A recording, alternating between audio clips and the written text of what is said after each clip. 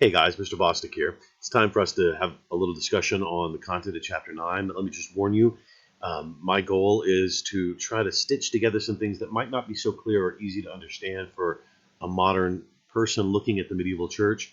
And because of that, a number of our slides have a lot of words. Please, when you get to a new slide that has a lot of words, just pause the video and read what it says first, then listen to what I hope will be kind of a quick overview, and so we can move on. We do have limited time for the videos, right? So let's dig in. Keep in mind, in the English-speaking world, especially in English-speaking histories, in Protestant societies, modern culture, you often don't get people often have a difficulty understanding, or rather explaining, Catholic things, right? And of course, the medieval church, the topic of our chapter, is nothing if it's not Catholic. So we need to try to kind of dig deeper and understand that. I mean, I think for us, at least for many of us, that should be an easier thing. And I also think our textbook is, compared to many textbooks, quite fair on the subject matter. But the fact is, there are points where maybe not so much. And and one of those is in the first few pages. I'm going to just use the middle part of this quote here. The clergy baptized the newborn children, taught the young, married the adults, and guided them through their lives, and buried the dead. They cared for the poor and counseled the rich, right? Firm in their faith that only the church could lead them through the stormy world to a safe port in heaven.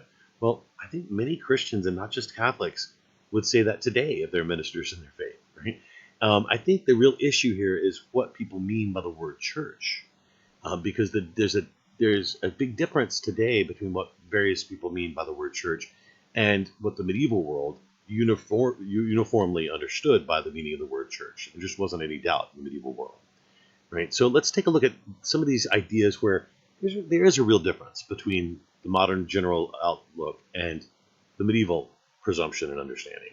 1, what is the church itself? We just said that one.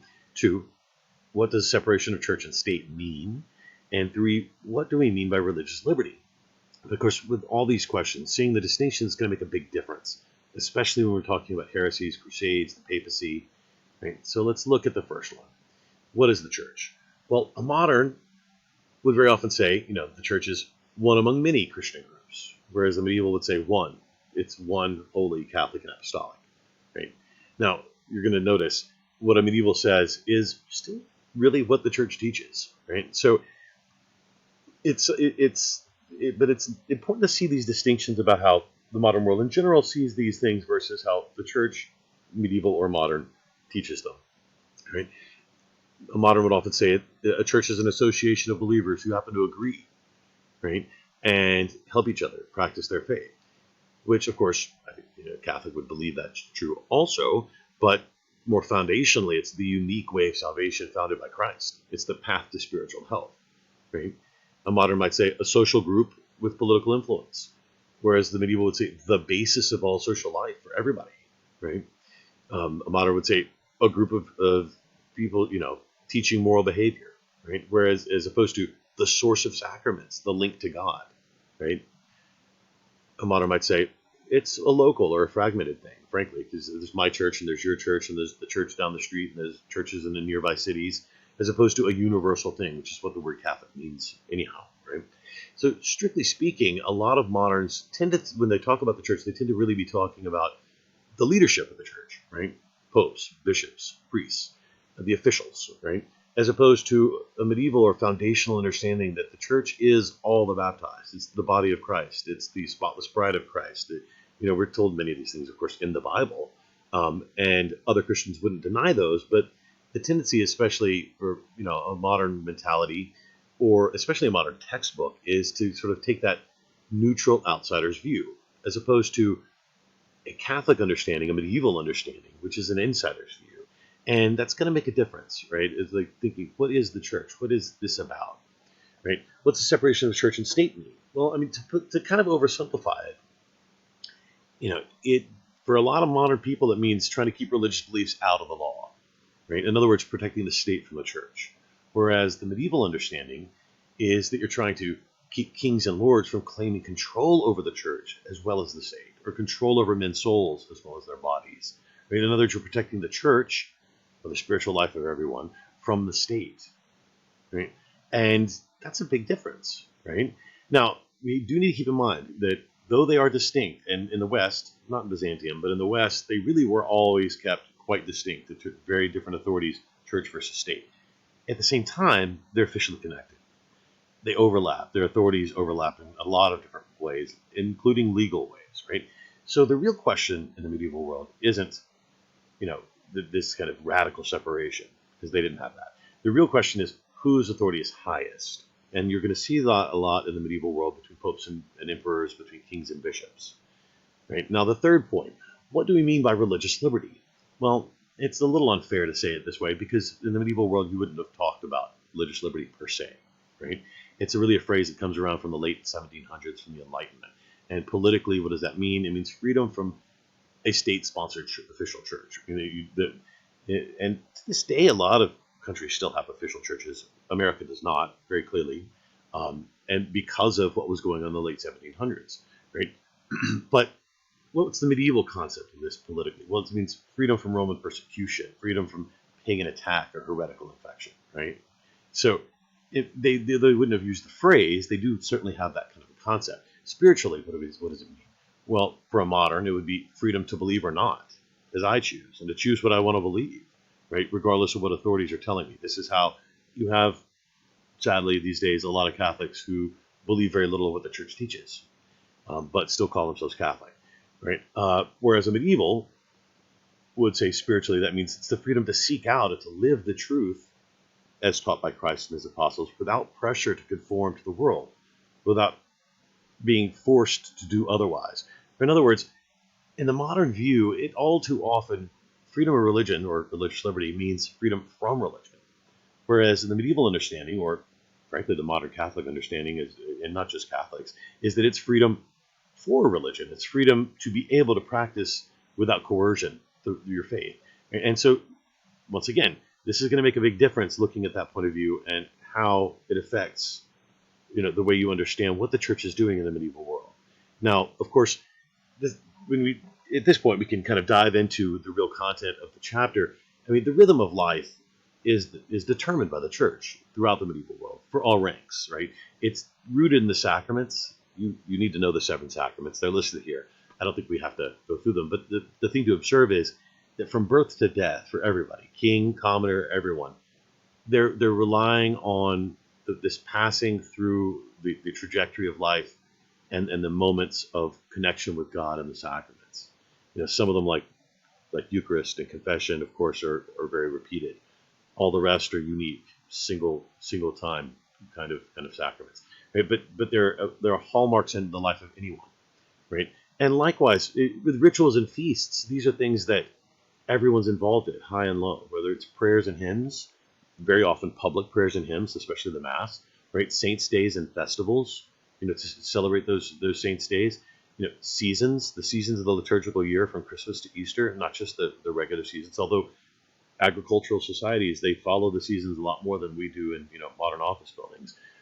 Pilgrimages, the gathering together to go see relics and to go experience the holy. These are things, faith is being lived out. It's the heart of society. It's public life. It's not a private affair the way in the modern world often tries to treat it. So in the medieval world, this is really the rhythm of life itself. Right? Now, canon law is a big issue, and let's just put it this way, that Gratian, what he did was really what Justinian had done in codifying Roman law. Right? He's gathered together and simplified, clarified, and organized existing canon laws. He doesn't have the authority of an emperor in his decretum. And this serves the church by making its courts much more effective and efficient. And really emphasizing something that was very generally true, is that many people, especially when there was an issue of possibly going to a canon law court as opposed to a civil court, many people preferred the canon law court. They saw it as fairer and more lenient and more reliable and predictable in its justice than the court run by a lord who may decide to pronounce in a whimsy or personal interest, right? So it's good for protecting the church from encroachment from the state, but it's also something that helped people enjoy a greater feeling of justice in the canon law courts, even in issues that are more sticky that we'll talk about later on. right? Massive influence on the medieval church is the reforming orders, the orders that are, this wave of Reformation, really beginning with Cluny and moving on through the more kind of severe Carthusians, through the Cistercians, who are Reformed Benedictines, following Bernard. He isn't founded, but he's a major influence, Bernard of Clairvaux, who people begged to be pope, who, when the pope asked him to please call a crusade, and he agreed to do so, came out of his cell to do so, which he didn't do that often. Thousands of people joined the crusade. To the Premonstratensians, it's a long, difficult to pronounce name, these Reformed Augustinians following Norbert of Xanten, who happens to be a friend of Bernard of Clairvaux. Right? Notice in this image, notice they're before a monstrance. That's what the name means, that they're in front of the monstrance, like as an adoration. These canons, these cathedral clergy, have a way of following kind of a monastic seeking out of holiness instead of just getting involved in the sort of executive day-to-day of working with the bishops, right? And the two mendicant or begging orders, the Franciscans from Francis of Assisi, or the Dominicans from Dominic de Guzman, who, by the way, founded his order specifically to combat heresy and as a teaching order, right? And both of them, Dominicans and Franciscans both would beg for their daily sustenance. They, on all these orders, in many ways, they're rejecting the temptations and the goods of the world, right? Whether it's the Cluny refusing to receive gifts of land, in other words, feudal obligations, right? To many of them living a much stricter life, trying to avoid pleasures that might attach them to this world, and really seeking holiness in a much more dedicated to the letter sort of way. They were providing a model for the whole society and a leaven that really enthused, reform throughout the church. Right? Now, this is definitely a page to pause and to read what it says. We're going to have to go sort of swiftly through this. But essentially, the medieval world looked at heresy as far more serious than disease, right? Much like cancer for the soul. I mean, with the basic idea that, you can kill my body, but I might go to heaven. But if you kill my soul, I'm going to hell. And therefore, it's a lot more serious whether you spread heresy to me than if you spread a disease, say like, a kind of spiritual coronavirus, right? Now, keep in mind, the Inquisition, punishments, those things are last resorts. I mean, the church's attempt with heresy was always first to separate it off, to try to find it and cure it, to convert it, instead of just, find and punish. Right? But the modern world tends to not understand this, and largely because the modern world tends to think, oh, this is one religion persecuting another. And it's not. I mean, a non-Christian couldn't be a heretic.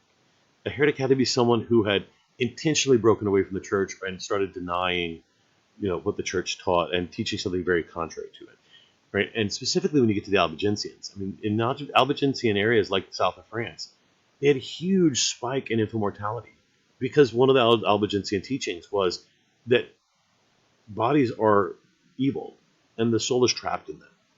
And they thought they were doing a good thing, killing children to liberate their souls. Now, if we had people doing that in our world, we'd want to lock them up as well. We'd definitely consider that a social threat, right? And they're teaching ideas like the God of the Old Testament is the devil, and things very, very contrary to Christianity. And so the church has to address this. And you're dealing with an age that's really pretty harsh on a lot of things, and harsh in its methods.